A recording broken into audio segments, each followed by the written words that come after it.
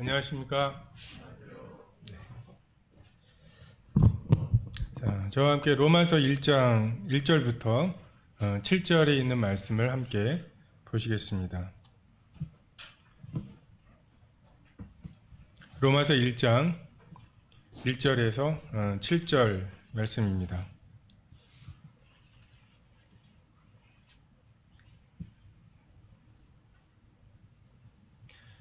찾으셨으면 같이 읽겠습니다. 시작.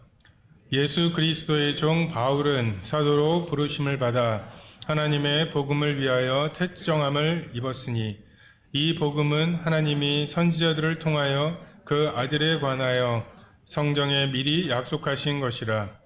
그의 아들에 관하여 말하면 육신으로는 다윗의 혈통에서 나셨고 성결의 영으로는 죽은 자들 가운데서 부활하사 능력으로 하나님의 아들로 선포되셨으니 곧 우리 주 예수 그리스도시니라.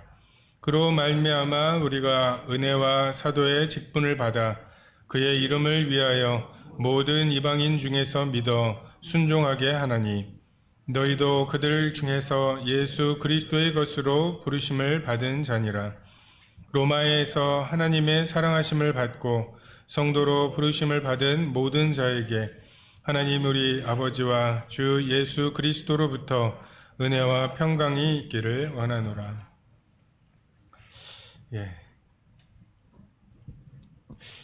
한 번은 좀 도전해보고 싶었던 말씀이 이 로마서 말씀입니다. 이렇게 한 장씩 나갈 때랑 또 이렇게 한 단락씩 나갈 때 좀 묵상이 좀 다르다는 생각이 들고, 그래서 결국 하나님의 복음, 이것을 가장 좀 잘 정리해 놓은 성경이 또 로마서라고 생각이 됩니다. 그래서 오늘을 시작으로 해서 로마서 말씀을 문단별로 좀 나누려고 합니다. 런던 올림픽 기억나시나요? 런던 올림픽 개막식 너무 오래되셨죠? 그 런던 올림픽 개막식에 보면 이제 뭐 선수 입장이나 뭐 이런 걸 다 한 다음에 그 전이었는지 영국이 이루어 놓은 여러 업적들을 이렇게 퍼포먼스로 했었던, 그래서 뭐 산업혁명이라든지 뭐 비틀즈, 섹스피어, 해리포터 뭐 이런 것들, 저것도 영국이었지 라고 하는, 그리고 영국 뭐 세계사나 특별히 뭐 아프리카나 아시아의 독립 뭐 이런 것과 관련된 것들을 보면 영국이 걸리지 않은 게 없어요. 거의 뭐 좋은 면으로 걸린 건 아니죠. 다 식민지하고 이랬던 것으로. 영국 런던이나 뭐 이런 데 보면은 그렇게 동상들이 많다고 합니다. 과학에 있어서의 업적이 있는 사람, 또 뭐 어떤 우리나라 이순신 장군에 해당하는 뭐 그런 사람, 뭐 온갖 전쟁에서 영국이 유럽이 다 독일에 점령이 당했을 때 영국 하나 남아서 결국 그 전세를 뒤집은 뭐 이런 이제 뿌듯함이 있는 거죠. 영국 사람들이 정말 이 교과서나 뭐 이런 것들을 볼 때, 역사를 볼 때 정말 전 세계에 뭐 역사가 연관되지 않은 게 없는 자신들의 그런 과거 200년의 역사를 볼 때 얼마나 이렇게 뿌듯했을까, 얼마나 자랑스러울까, 이런 생각을 했거든요. 근데 이 로마서가 쓰여질 당시에 로마가 어떠했을까라고 생각이 되면 로마도 비슷했을 것 같아요. 로마라고 하는 그냥 언덕 7개가 모여있는 그런 작은 도시국가에서 이탈리아 반도를 통일하고, 그리고 헬라 제국과 맞서서 헬라 제국을 물리치고, 그러면서 뭐 우리가 로마인 이야기나 이런 걸 보면은 어떻게 이렇게 정복해 나가는지, 갈리아 정복기 뭐 이런 거 있죠. 그리고 런던이라고 하는 지명 자체가 로마 사람들이 가서 주둔했던 그런 이제 지역의 이름이 아직도 런던이라고 하는 이름으로 남아 있고, 그리고 뭐 한니발, 외눈박이 한니발 해가지고 코끼리 타고 알프스를 넘어와서 로마가 멸망당할 뻔했던, 근데 그것을 극복해낸, 그리고 그런 역사들의 와중에 막 카이사르라든지 뭐 우리 플루타크 영웅전이라고 어렸을 때 많이 읽었는데 뭐 그런 영웅들의 이름들이 이제 언급이 되고, 그리고 그들이 그 이제 숭상하고 있는 어떤 신과, 그리고 어떤 이 이집트 사람들의 그 죽은 다음의 세계를 생각하는 그런 비합리적인 것도 그들은 추구하지 않고, 헬라인들 뭐 그리스 사람들이 그냥 그 산으로 가는 논의들 있잖아요. 그냥 말을 위한 말, 그냥 그 논리들의 싸움.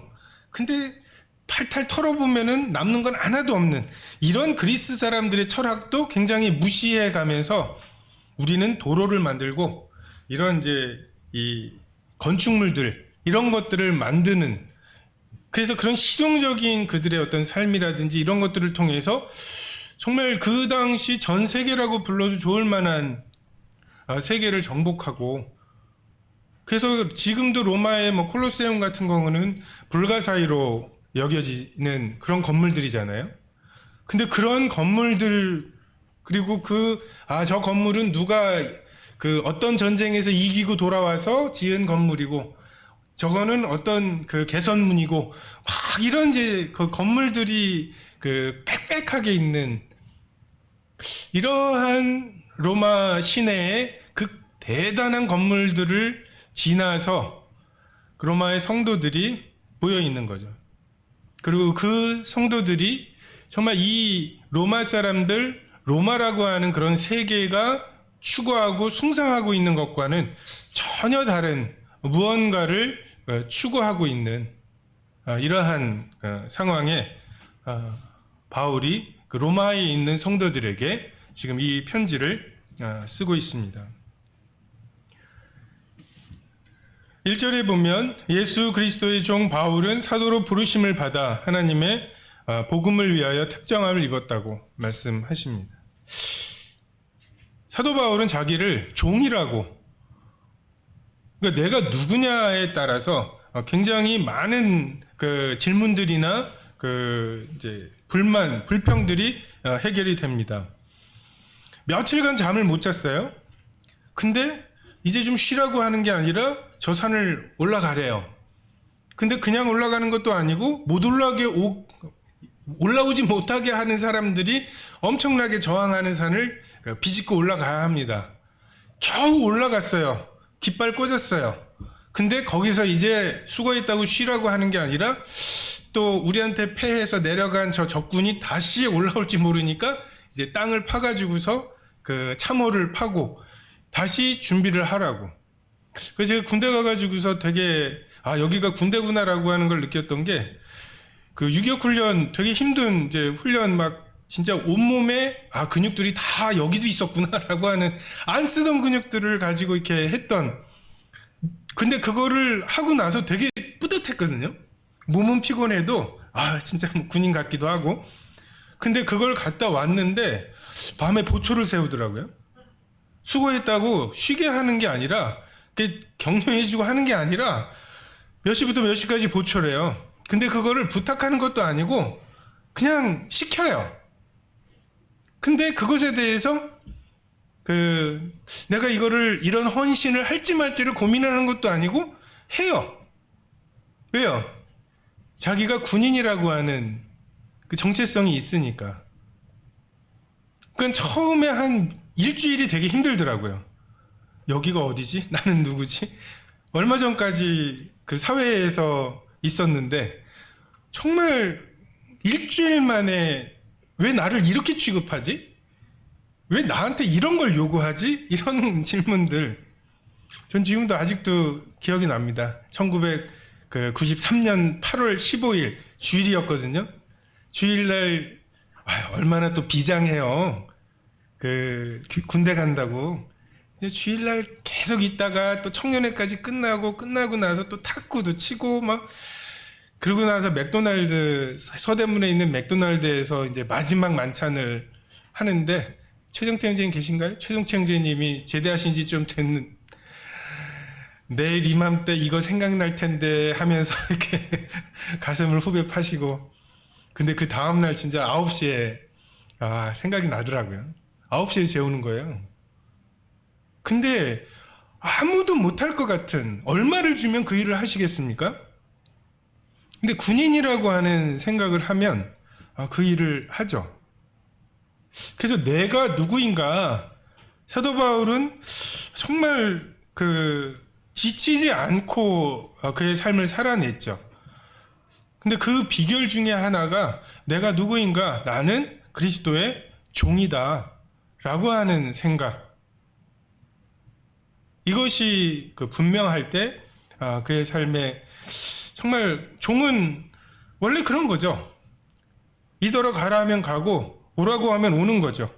밭에서 수고하고 와서 이제 너무 수고했다라고 격려해 주기보다는 주인이 밥 먹을 때 밥을 차리고 시종을 드는 그런 것이고, 일을 다 마친 후에 이제는 좀 칭찬을 해 주시겠지가 아니라 하여야 할 일을 한 것뿐이라고 말하는 게 종입니다.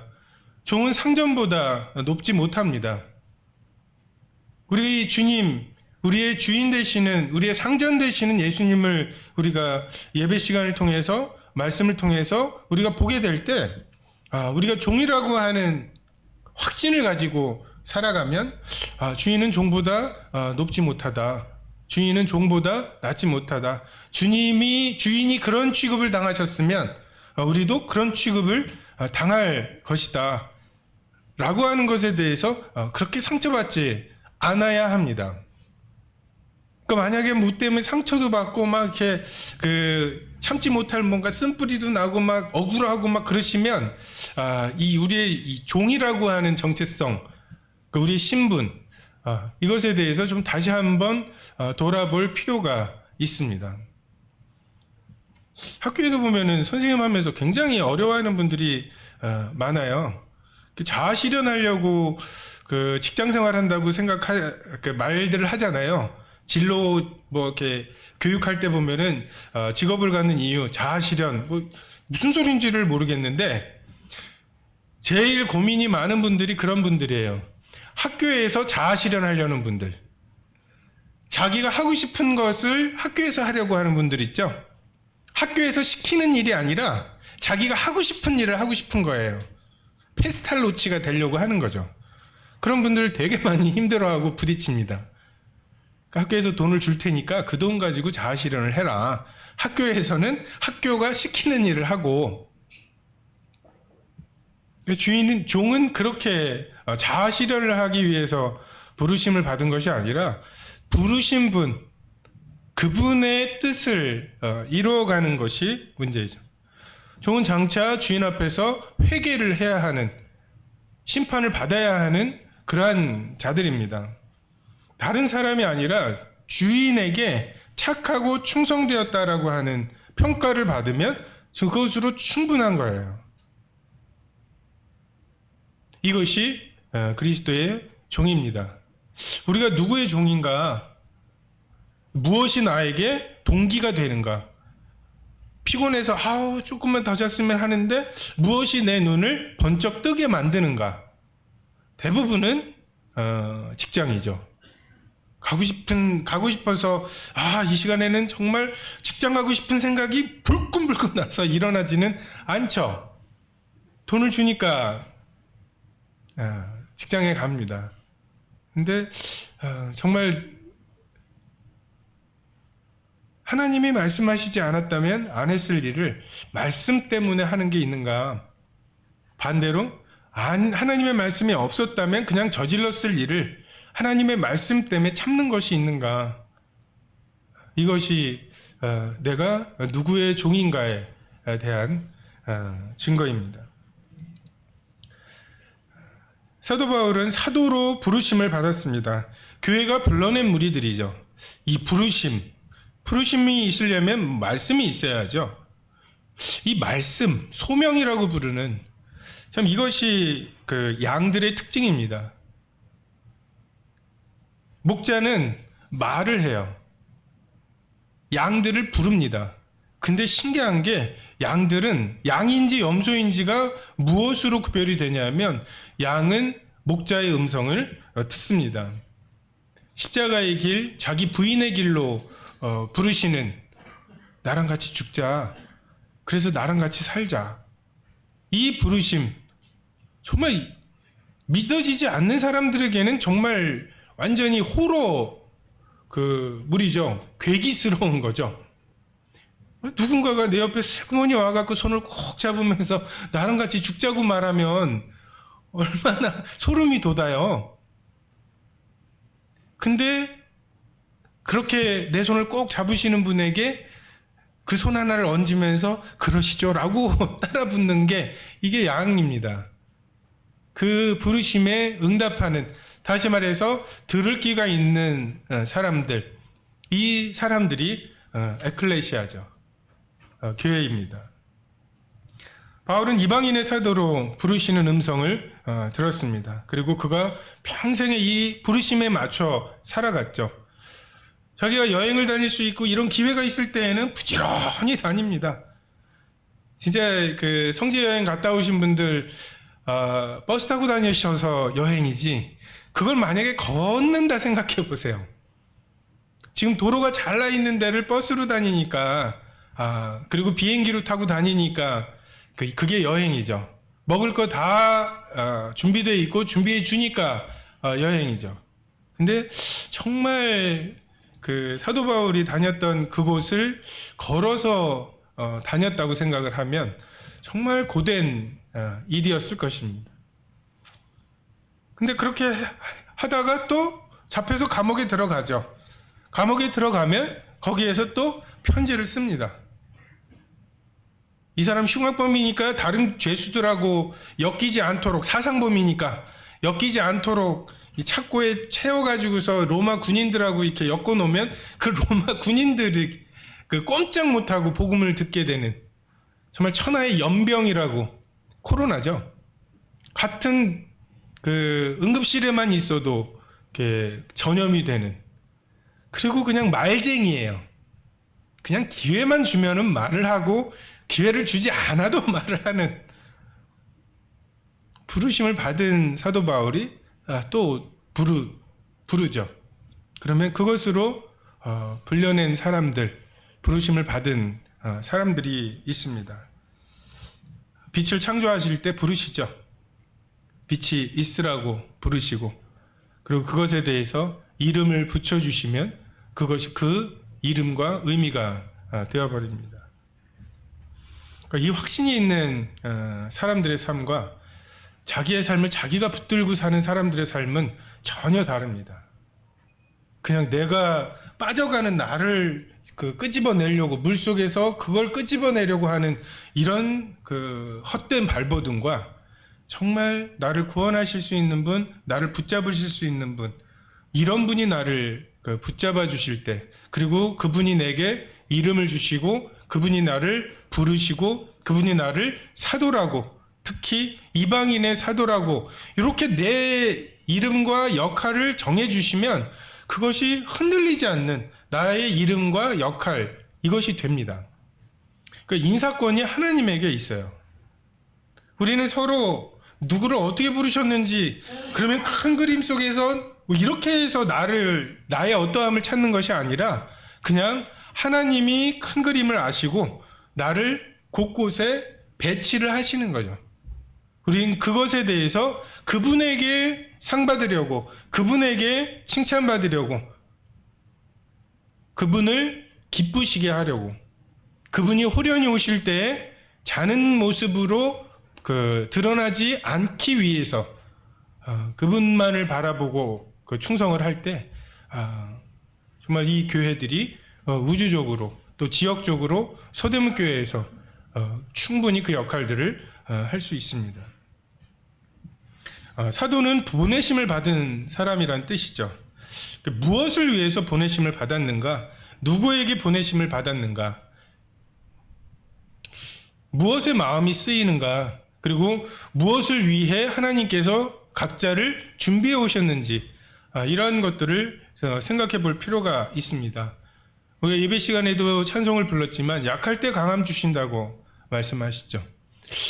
이 약하게 하셨던 부분들, 그 부분들이 하나님께서 우리를 부르신 그리고 보내신 그런 영역일 수 있습니다. 사도 바울 그 유대인 중에 유대인이었죠. 만약에 사도 바울을 통해서 이방인의 선교가 되지 않았다면, 그래서 이방인 중에 뛰어난 어떤 사람이 이방인의 선교를 시작했다면 이방인의 교회와 유대인의 교회는 서로 나뉘었을 것 같습니다. 정말 유대인 중에 유대인이고 가말리엘 같은 정말 당대의 유대인, 모든 유대인들이 인정하는 사람 밑에서 배운 사도 바울이 이 이방인의 선교에 물꼬를 텄기 때문에 정말 그 두 교회가 하나가 될 수 있었겠죠. 로마 시민권이 있어서 그 돌아다니면서 뭔가 이렇게 마패처럼 쓸 수 있는 되게 용이한 신분이 있었고요. 아테네에 가서 헬라 철학하는 사람들하고 논쟁을 할 만큼 그 철학에 대해서도 일가견이 있었습니다. 그리고 헬라어를 알고 있어서 그 헬라어를 쓰는 그 사람들에게 그 막힘없이 소통을 하고 편지를 그 쓰고 남길 수 있었고, 또 교회를 핍박했던 경험이 그에게 있죠. 그래서 교회를 핍박했던 경험 때문에 그가 교회를 세우고 교회의 성도들을 섬기고 했음에도 불구하고 그의 마음에는 자기가 교회를 잔해하던 사람이다 라고 하는 것 때문에 우쭐해하거나 하지 않을 수 있었던, 하나님께서 거기까지 마치 베드로를 정말 수제자처럼 많은 것을, 다른 제자들은 보지 못했던 많은 것을 경험하게 하셨던 예수님께서 정말 그가 예수님을 3번 부인하는 것까지를 통해서 베드로를 다루어서 쓰셨던 것처럼 그를 사용을 하셨습니다. 그래서 저도 저를 이렇게 가만히 보면은 제가 남중남고 그리고 대학도 남자 대학교에 가까운 그냥 40명의 여자 하나인, 그리고 군대 갔다 와서 또 이래서 초등학교를 졸업한 이후로 이제 여학생들이나 뭐 같이 지낸 경험이 없어요. 교회에서 뭐 같이 지내긴 했지만, 그래서 지금 제가 여자 구도자 무슨 생각을 하는지 모르겠어요. 무슨 고민을 하고 여자도 죄를 짓나? 막 이런 생각들, 무슨 죄를 짓지? 도대체? 막 이런 생각들을 해서 어렵고요. 성도들, 여자 성도들이나 뭐 이런, 일단 울기 시작하면은 무슨 말을 해줘야 될지를 모르겠어요. 그래서 그런 좀 약점이 있고, 제가 물리를 전공하고 막 이제 이러다 보니까 저는 잘 몰랐는데 사람들이 보기에 좀 이렇게 저의 생각하는 이 구조나 이런 게 좀 AI 있죠? 인공지능하고 좀 비슷하고, 그러니까 이제 교회나 집에서는 좀 덜한데 학교에서는 제가 좀 되게 좀 뭐랄까요? 진짜 직장 생활로 하거든요. 그 사람들하고 막 그렇게 감정적으로 얽히거나 막 그것 때문에 막 상처를 주고받거나 막 그러지 않아요. 왜 이렇게 그런 것들에 힘들어하지 않는 것에 대해서 되게 대단하게 여기는 사람과 되게 서운해하는 사람들이 있어요. 그래서 저는 별로 그렇게 상처받거나 감정이입하지 않는다. 나는 이 학교 생활이나 이런 거에 대해서 그렇게 감정을 이입하지 않고, 그렇게 슬프지도, 그렇게 억울하지도, 그렇게 화나지도 않고 막 이렇게 지내거든요. 근데 이제 다들 그런 건 아니더라고요. 그래서 이게 좀 약점이기도 해요. 그 사람의 그렇게 막 화나고 억울하고 열받는 게 좀 객관적으로 보이지, 그렇겠구나 막 이 공감을 이제 못 해주는 이제 그런 면들이 있습니다. 이 구도자들을 할 때에도 진짜 뭐 이렇게 어렸을 때부터 교회 다녔던, 그런데 구원받기 어려워하는 이런 애들을 보면 눈이 반짝반짝하죠. 내 밥이다 막 싶고. 근데 이제 20대를 그 술과 막 이런 걸로 이렇게 쩔었다가 오는 사람들 있잖아요. 모르겠어요. 그 느낌이 어떤 느낌인지, 어떤 허무함을 느끼고 막 이러는지를 사실 잘 모르겠어요. 그래서 그런 부분을 이제 어떻게 보면 주님의 부르심이죠. 그냥 억지로 생각하지 않아도 그런 사람이 생각이 나고 그런 사람에 대해서 똑같은 말씀을 읽어도 이건 그런 사람용으로 이렇게 말씀을 전하면 참 좋을 텐데 하는, 이것이 하나님께서 우리를 그 사도로 보내심을 받은 이런 거죠. 사도 바울은 특별히 임금과 높은 사람들에게 그 복음을 전하는 용으로 그 부르셨습니다. 그래서 물론 죄수의 신분이긴 하지만 가이사에게까지 가죠. 이것이 사도 바울을 쓰시려고 작정하신 하나님의 뜻이고, 그것을 위해서 하나님은 사도 바울을 그렇게 준비시키셨습니다. 그래서 하나님이 그를 구별하셨죠. 그래서 이방인과 임금과 이스라엘을 위한 하나님의 그릇으로 사용하십니다. 2절에 이 복음은 하나님이 선지자들을 통하여 그의 아들에 관하여 성경에 미리 약속하셨다고 말씀하시죠. 선지자들이 이 복음을 완성하기 위해서 정말 그 한 획 한 획을 그었죠. 근데 그 한 획 한 획이 결국 그 선지자들의 일생입니다. 제가 이제 학생들에게 물리를 가르치면서 물리 한 회, 그러니까 이 한 장, 요게 당시에 대단한 천재들의 평생이에요. 어떤 시간에는 제가 이제 물리를 가르치는데 그 물리 내용에 노벨 물리학상이 2개, 3개가 들어가 있어요. 그러니까 어렵죠. 그걸 풀어내면 어마어마하게 어려운 내용이죠. 음란한 여인을 아내로 삼아야 하는, 그리고 그 음란한 여인이 아이를 낳고도 또 달아나고, 그러면 또 돈을 주고 그 여인을 사가지고 오고, 아니 우리가 그걸 그냥 이론으로 글로 읽잖아요. 근데 진짜 부부싸움만 제대로 한번 해가지고 한 일주일만 서먹해도 그 속이 막 이렇게 문드러지는데 어땠을 것 같으세요?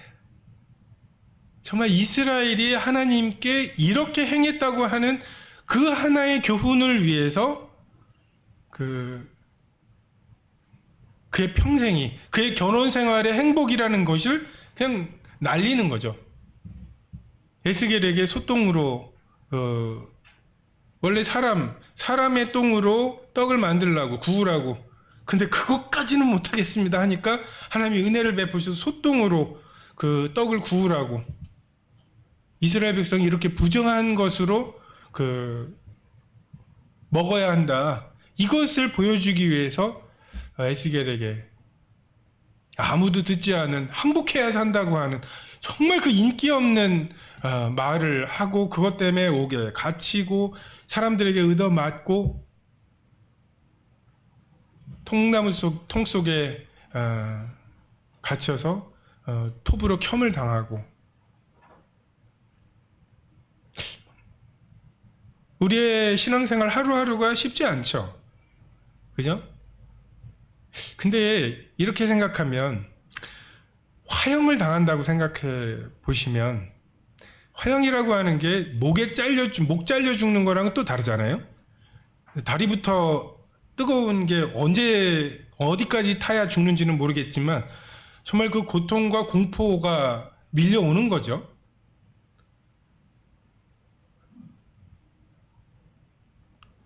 요 한 부분을 포기하기 위해서 지금 내 속에 이제 막 뭔가 썩어 들어가고, 이럴까 말까 막 예배 시간에는 결단하죠. 주님 뜻대로. 그러고 나서 돌이키면 이제 다시 주님께 맡겼던 거 잠깐만요 하고서 다시 찾아왔다가 막 줬다 뺏었다를 몇 번을 하면서 그 속에서 문드러지는 이게 지금 이제 불에 타는 거죠.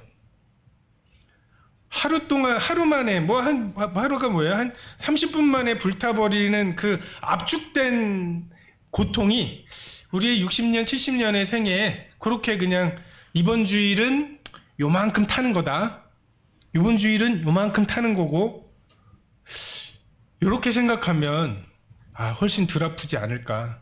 위로가 되시나요? 별로시군요. 어쨌든 뭐 이라크의 폭탄 테러로 100명이 죽어도 내 손톱 밑에 가시가 더 고통스러운 법이죠. 평생이 필요합니다.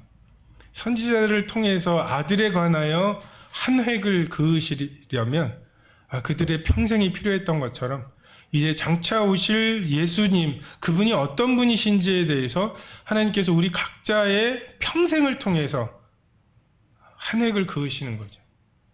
모세가 40년 동안 양침에서 얼마나 답답했을지를 알려면 40년이 필요해요. 그거 이렇게 속성으로 안 됩니다. 하나님께서는 이것을 성경에 기록해 두셨다고 말씀하십니다. 질서의 하나님께서 그 기록된 말씀이라고 하는 이 통일성을 통해서 우리에게 말씀하시죠. 이 교회는 통일성과 다양성이 있습니다. 이것은 굉장히 좀 서로 어떻게 좋아할 수 있지? 라고 하는 그런 부분이에요. 각자가 다 다양한데 또 하나가 돼야 하죠. 이것에 대해서 하나님께서는 한 성령께서 영감을 주셔서 기록하신 성경이라고 하는 통일성과 근데 각자가 그 성경을 읽을 때 하나님 성령께서 조명하시는 것이 조금씩 다르죠. 오늘 예배 시간에도 지금 저희가 같은 본문을 지금 마태복음 1, 2장 이 부분을 그 성경을 읽어도 그 부분 중에서 하나님께 예배할 것들이 각자가 조금씩 다른 이것을 통해서 하나님의 이 통일하심, 하나 되게 하심과 다양하게 하심, 그리고 자유롭게 주님을 섬기는 이것을 조화시키시죠. 그래서 우리가 그 성경대로 한다고 하면서 성경을 편식하는 거 있죠. 자기한테 맞는 것만 짜깁기 해서 성경적이잖아 라고 하면서 이제 그 자기의 미리 결정해 놓은 것에 성경을 갖다가 붙이는 이러한 오류, 이건 성령이 조명해 주시는 것을 쫓아가야 되는데 그냥 내가 주인이 되어서 하는 이것이 하나의 오류라면, 또 하나는 자유로움을 추구하면서 하나님이 정해놓으신 것을 넘어서는 자유로움이 있죠. 뭔가 새로운 것을 발견했다고 하면서 그냥 유추를 해가지고서 그 성경과 굉장히 배치되는데 그 하나님의 뜻이라고 착각하고 그 주장하는 이것이 있습니다. 그래서 선지자들을 통해서 성경에 기록되어 있는, 그리고 그 주제는 아들이죠. 3절에 아들에 관하여 말하면 육신으로는 다윗의 혈통에서 나셨다고 말씀하십니다. 하나님이 오셔야 된다. 이 복음의 핵심이자 이 사람들을 둘로 나누는 기준이 하나님이 직접 오셨다. 하나님이 직접 오셔야만 했다. 라는 거죠. 모세 같은 또는 모세보다 더 위대한 선지자, 다윗보다 더 위대한 왕, 얼마든지 받아들일 준비가 되어 있었어요. 이스라엘 사람들은.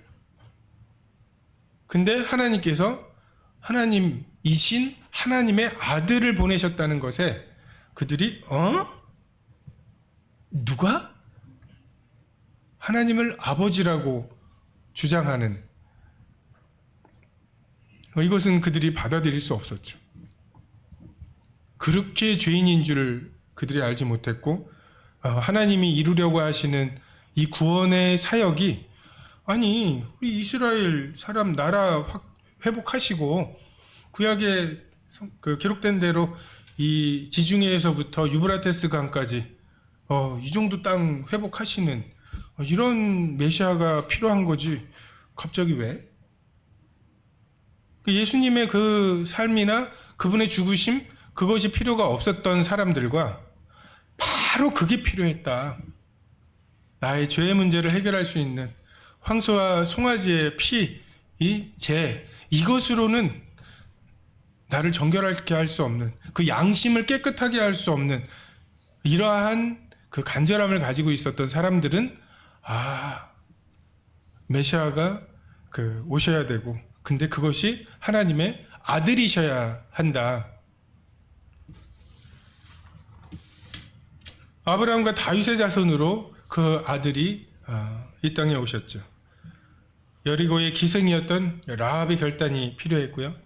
모압 여인의 그 과부였던 룻의 결단이 아브라함의 씨가 다윗에게로 연결되는 그러한 고리가 되었습니다. 그들은 자기가 그런 일을 하고 있다는 것을 알지 못해요. 다만 하나님께서 그들에게 주신 시아버지 돌아가시고 남편 죽고 신동생도 죽는, 정말 얼마나 초라했을까요?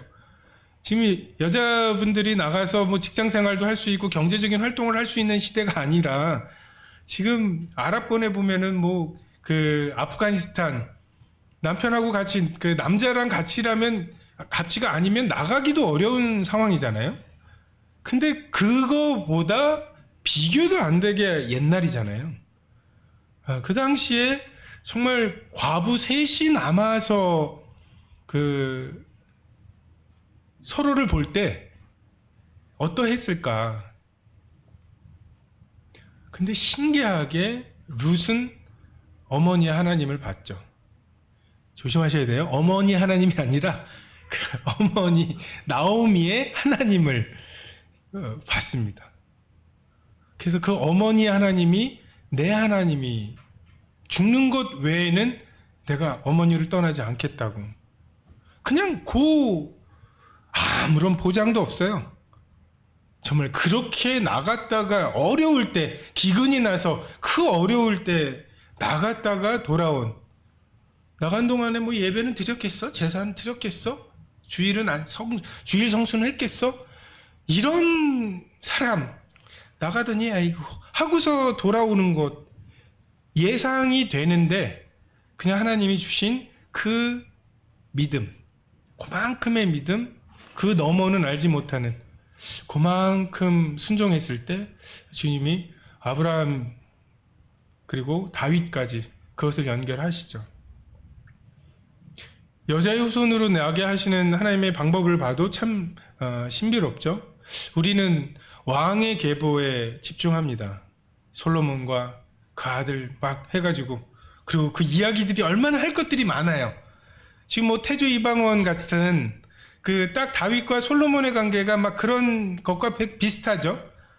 다윗이 왕이 되는데 함께 싸웠던 이 왕자들이 있잖아요. 압살롬이라든지 아도니아라든지 뭐 이런 자기 지분이 있다고 생각하는 이런 왕들과 딱 방번이 방석이 같은 이 솔로몬은 딱 그런 거잖아요.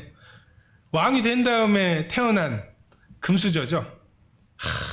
네가 왕권이 뭔지 다스리는 게 뭔지를 알아 하는 이런. 그래서 막 그 아브라함에게서 이어지는 왕들의 계보를 따라서 이 열왕기상 하, 역대상 하에 있는 그런 말들을 사람들이 했을 거예요. 그리고 그들에게서 기대를 했겠죠. 근데 하나님께서는 이 마리아를 준비시키시면서 잘 모르는 나손, 다윗의 아들이었던 그 나손, 그리고 나손에게서 이어지는 그 계보를 통해서 그 예수님의 육신의 어머니인 그 마리아를 준비시키시죠. 여러분, 대를 잇는 거 굉장히 중요합니다. 아들을 낳아가지고 제사를 모시는 대를 잇는 게 아니라, 정말 그 젊었을 때는 주인공이잖아요. 내가 무언가를 하고 나의 비포와 애프터를 바꾸는 어떤 업적을 꿈꿉니다. 근데 이제 지나다 보면, 야, 세상을 바꾸려고 했는데 그 에너지를 나를 바꾸는 데 썼더라면 하는 아쉬움이 생기죠. 결국 문제는 나예요. 시간만큼 힘이 센 게 없잖아요. 사람들을 밀려가죠. 100년 전에 태어났던 사람들 대부분 죽었습니다. 대단했던 사람들. 작년에 서울대 수석 입학한 사람 이름 아세요? 얼마나 대단한 사람이에요. 몰라요. 우리도 그렇게 잊혀질 거예요. 정말 까마득하게 잊혀질 거예요. 근데 나손이 다음을 이었습니다. 그 다음을. 요번에 이렇게 또 임신한 분들이 이제 올해 태어날 아이들 보니까 또 다 아들들이라고, 굉장히 기뻐요. 그쵸? 재작년에도 아들이 한 10명 태어났고, 이게 1024분의 1이거든요. 둘 중에 하나일 딸일 수도 있고 아들일 수도 있는데, 아들만으로 연속 10명이 태어나는 거는 2의 10승분의 1, 1024분의 1. 근데 올해도 이제 아들들이라고, 아들은 남잖아요. 그래서 다음을 잇고, 영적으로도 참 저분이 어떤 역할일까라고 하는데, 가끔 보면은 이분이 구원받은 그런 그 경로를 보면은 이제 그분에게 연결되어 있는 이런 부분들이 있어요. 베드로를 전도했던 그 동생이 있었죠.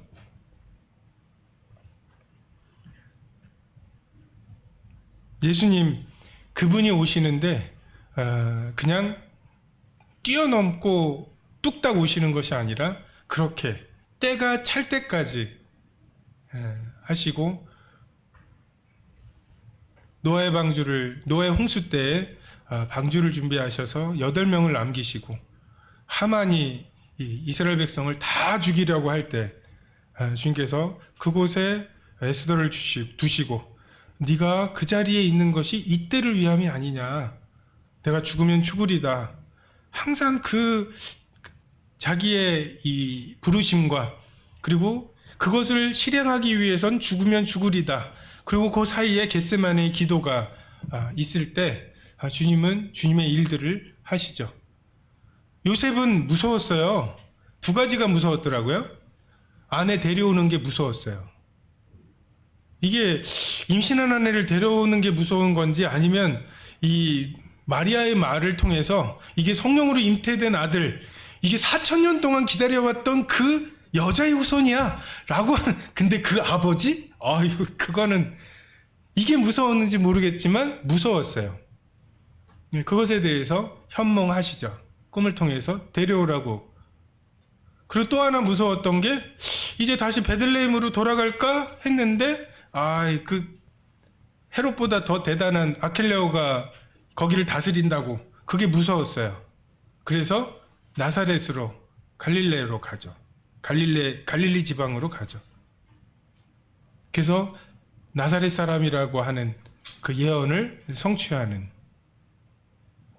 우리 무서울 수 있고, 그 일을 하기에 부르심에 합당하게, 요셉의 부르심은 그거죠. 애굽에서 내 아들을 불렀다는 말씀을 이루기 위해서 그 아들이 애굽으로 가야 되는데 거기에 보호자가 필요했어요. 요셉에게 하나님께서 그 역할을 하셨고, 그렇게 부르심을 받으면 뭐 무서울 것도 없고 이렇지 않습니다. 근데 그것을 극복할 믿음을 우리에게 주시는 거죠.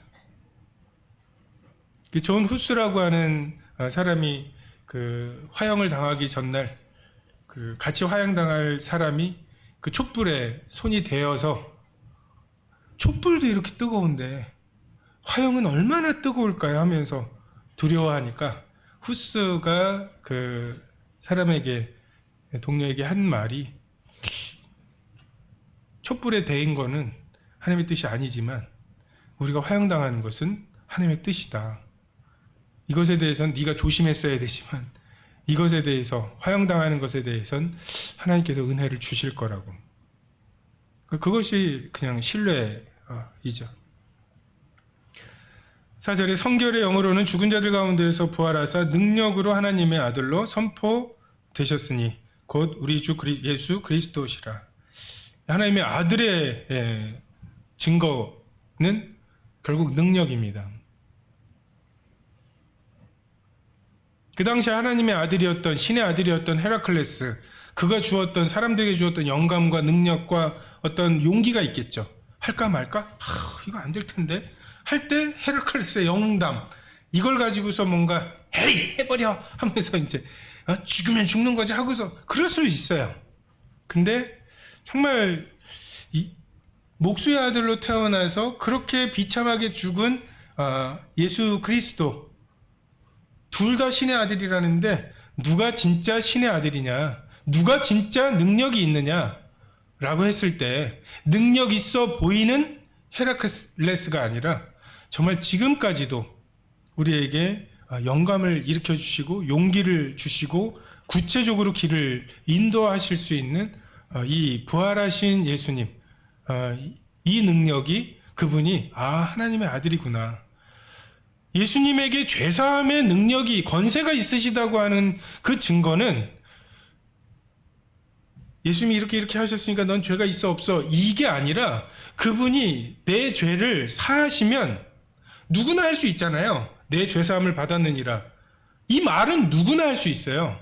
근데 예수님이 그 말씀을 하시면 다른 것은 뭐냐면 내 속에 죄사함에 확신이 생긴다는 거죠. 아니, 빛이 있으라 말할 수 있어요. 그럼 빛이 생기나요? 하늘 보고 빨개져라 라고 하면 빨개지나요? 아니잖아요. 근데 예수님이, 하나님이 하늘 보고 빨개지라고 하면 하늘은 빨개집니다.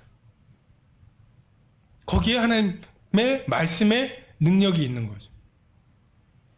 우리의 복음이 자꾸만 그 설득이 돼버리는, 선포가 아니라 설득이 돼버리는 경향이 있어요. 그러니까 인본주의적인 거죠. 우린 자꾸만 아브라함이 자기 100세에 낳은 아들을 번제로 드린 장면을 보면서 아브라함의 결단을 찬양합니다. 아브라함이 어떻게 이 사랑하는 독자 이삭을 드릴 수 있었을까요? 하면서 그 이성적으로 안 되니까 막 감정을 일으켜가지고 그 결단을 하게 만들고 아니에요. 믿음을 주셨다고 말씀하시잖아요. 그 믿음을 주시면 그게 됩니다. 노아가 방주를 만드는 게 헌신이었을까요? 보이지 않는 일에 경고하심을 받았잖아요. 그리고 그것을 경외함으로, 그게 두려웠잖아요. 아니, 비가 올 거래요. 진짜 저 산들이 다 물에 잠길 거래요. 근데 하나님이 그것을 이겨낼 수 있는 배에 대해서 말씀하시면 그게 감사가 되지, 어떻게 그게 헌신이 됩니까? 굉장히 인본주의적인 그리고 사람의 결정을 자꾸만 높이는 이러한 복음이 되어가고 있어요. 그러면서 설득을 하죠. 이러니까 예수님이 하나님의 아들이신 거야.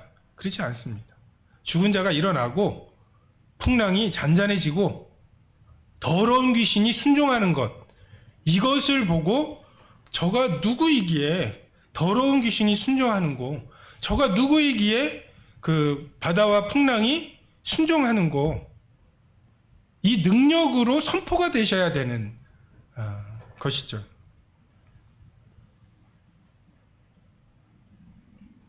그리고 하나님께서는 부활을 통해서 참 로마 사람들이 하찮게 여겼어요. 그리스 사람들도 정말 조롱하던 것이 부활이었어요. 근데 부활하신 것이 예수님이 그 하나님의 아들이시라고 하는 선포입니다.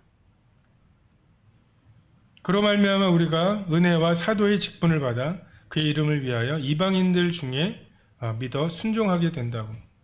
참, 하나님께서는 그로 말미암아 그분을 통해서 일들을 하시죠. 바울에게 네가 무슨 권리로 그런 일들을 하냐고. 구약에서는 제사장이 되려면 아론의 자손이어야 되고 성막이나 성전에서 일을 하려면 레위 자손이어야 된다는 이런 어떤 외적인 증거들이 있었고 권위에 그 기준들이 있었습니다. 근데 신약에 와서 하나님께서 사도들을 세우실 때 그런 기준들이 희미해지죠. 그리고 12사도가 아닌 이 사도 바울이 참 이렇게 정통 유대인들이 받기 어려운 이제 일들을 하잖아요. 이방인들을 다 성도로 받고 둘이 하나가 되고 막 이러는 것들을. 근데 그 권한에 대해서, 자기의 사도의 권한에 대해서 그의 은혜다. 그가 내게 주신 은혜를 봐라. 이게 나를 사도로 부르신 하나님의 증거다. 이게 나의 권위다. 라고 이야기하죠. 그를 통하여 하나님께서 역사하시는데 우리는 자주 열매를 맺기 위해서 나무를 떠나는 오류를 범합니다. 가지가 나무에 붙어 있으면 절로 열매를 많이 맺는다고 말씀하시는데 열매 맺어 하나님께 드리려고 가지를 떠나죠. 너희가 내 안에 거하고 내 말이 너희 안에 거하는 이것이 열매 맺는 비결이고 하나님께서는 그것을 통해서 그 아들을 통해서 아들로 말미암아 이러한 일들을 하십니다. 사도 바울을 사도로 부르셔서 이방인들에게 이루려고 하는 역사가 무엇이냐면 믿어 순종하게 하시는 역사입니다. 순종의 동기가 믿음이어야 한다는 거죠. 믿음으로 나오는 순종, 이것이 하나님께서 이루려고 하시는 거예요. 여러분, 순종하게 할 수 있는 건 많습니다. 회사 가면 돈으로 순종하게 하잖아요. 두려움으로 순종하게 하기도 하고 군대에서 명령으로 순종하게 합니다. 근데 그렇게 하는 것은 굉장히 우리에게 익숙하기도 하고 효율적이기도 해요. 교회 성도들 순종하게 만드는 방법, 그게 그렇게 어렵겠습니까? 애플이나 삼성전자에서 하는 그런 방식들 있잖아요. 그냥 경영학과에서 배우는 그런 방식들 잘 적용하면 순종하게 할 수 있어요. 근데 문제는 하나님이 사도 바울을 보내셔서 이방인들에게 이루려고 하시는 것은 믿어 순종하게 하시는 거죠. 노아에게 막 두려움으로 이거 오늘 여기까지 안 해놨어? 하고서 막 이래가지고서 방주 만드는 효율적인 방법을 하나님 아셔요. 아니, 나무를 가지고 방주처럼 방주 모양으로 나무가 크게 하셔도 되잖아요. 나무들이 막 그렇게 열리지 같은 거 있죠? 막 이렇게 나무들이 서로 엮여가지고서 이렇게 보니까 한 100년 정도 크고 나서 보니까 막 노아의 방주 크기에 나무가 되어 있고 못 하시겠습니까? 근데 하나님이 노아에게 굳이 노아에게 믿음을 주시고 그 믿음에 따라서 방주를 만들게 하시는 이게 하나님의 방법이고 그것이 하나님이 사도 바울을 이방인에게 보내셔서 이루려고 하시는 거고 지금 서대문 교회 성도들이 그렇게 순종해야 되는 거죠. 그렇게 순종하시려면 자유로우셔야 돼요. 다른 어떤 동기가 아니라 하나님 앞에서 자유로움 가운데에서 내가 하나님께 받은 그 말씀, 정말 나를 사랑하신 분, 내가 사랑하는 그분이 호련히 오실 때 자는 채로 발견되지 않으려고 하는 게 내가 좀 더 열심을 내려고 하는 이쯤이면 됐다고 다른 사람들이 다 얘기를 해도 지금까지 잘하다가 하필 딱 잠들었는데 그때 오실까봐 거기에서 나오는 그 순종과 헌신과 열심, 이것이 하나님께서 부르시는 거죠. 그리고 하나님께서는 이것을 모든 나라 가운데서 하려고 하십니다. 지금부터 2시간 전에 뉴질랜드에서 예배가 시작이 됐겠죠. 날짜 변경선 지나서 뉴질랜드가 첫 번째 나라거든요. 뉴질랜드에서 예배 드릴 때 그거 새롭더라고요. 뉴질랜드에서 예배가 시작이 돼서 1시간 만에 끝나요. 그럼 그 다음 시간대에서 예배가 시작이 되고요.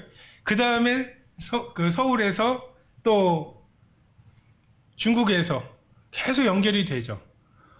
어떤 시간대에는 예배 드린 사람들이 굉장히 많은 시간대가 있을 거고요. 진짜 조대 형제님 계신 데가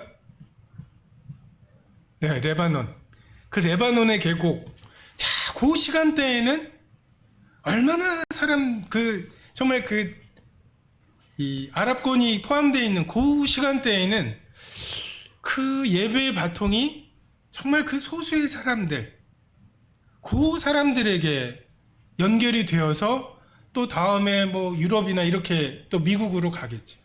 그래서 해 뜨는 데에서부터 정말 해 지는 데까지 주님의 이름이 높여지고 예배가 끊이지 않고, 그래서 말라기에 보면 만군의 여호와가 이르노라 해 뜨는 곳에서부터 해 지는 곳까지의 이방 민족 중에서 내 이름이 크게 될 것이라. 각처에서 내 이름을 위하여 분향하며 깨끗한 제물을 드리리니 이는 내 이름이 이방 민족 중에서 크게 될 것임이라. 지구가 돌면서 주님이 참 그 시간대에 맞게 예배를 받으신다는 게 참 놀랍다, 참 감사하다라는 생각이 들었습니다. 너희도 그들 중에서 예수 그리스도의 것으로 부르심을 받은 자니 로마에서 하나님의 사랑하심을 받고 성도로 부르심을 받은 모든 자에게 하나님 우리 아버지와 주 예수 그리스도로부터 은혜와 평강이 있기를 원하노라. 우리는 예수 그리스도의 것입니다. 그의 소유이죠. 하나님, 예수님이 우리를 피로 사셨습니다. 그리고 하나님께 드리셨고, 그래서 로마에 있어, 지금 서대문에 있어 하나님의 사랑을 받은 자, 그리고 성도로 부르심을 받은 자, 이것이 로마서를 읽을 자격입니다. 사도 바울이 그러한 사람들에게 이 편지를 썼습니다. 내가 벗었으므로 두려워하여 숨었나이다 라고 했던 사람들이 하나님의 사랑을 받고, 우리가 아직 죄인 되었을 때 그리스도께서 우리를 위하여 죽으심으로 하나님께서 우리에게 확증하신 그 사랑을 확신하고, 정말 뭔가를 갖추어서 고쳐서 이 피로 물든 이 옷을 빨아서 그렇게 하나님께 가야 되는 것이 아니라 오히려 그 피 뿌려진 그 옷이 정하다고 하시는 말씀을 의지해서 그냥 하나님께 나아가면 되는, 내 모습 그대로를 사랑하신다 라고 하는 확신이 있을 때 그렇게 이쁜 척 안 해도 돼요. 그렇게 선한 척 안 해도 되고, 그냥 내가 이렇습니다 라고 주님께 고백할 수 있죠. 그래야 후련해지죠. 그냥 목욕하러 가면서 때 뱉기고 와야 되는 것처럼, 그럼 목욕탕이 무슨 필요가 있겠어요. 그리고 성도로 부르심을 받았습니다. 죄를 알지도 못하신 분의 가죽옷을 우리가 입고, 하나님께서는 우리를 지금 죄를 용서받은 사람이 아니라 죄를 알지도 못하는 사람으로 보아주시고, 그렇게 우리를 대해주시고, 또 우리도 그러한 의로움과 그러한 담대함으로 은혜의 보좌 앞에 휘장을 지나서 나아가고 예배하고, 이게 자녀의 권세죠.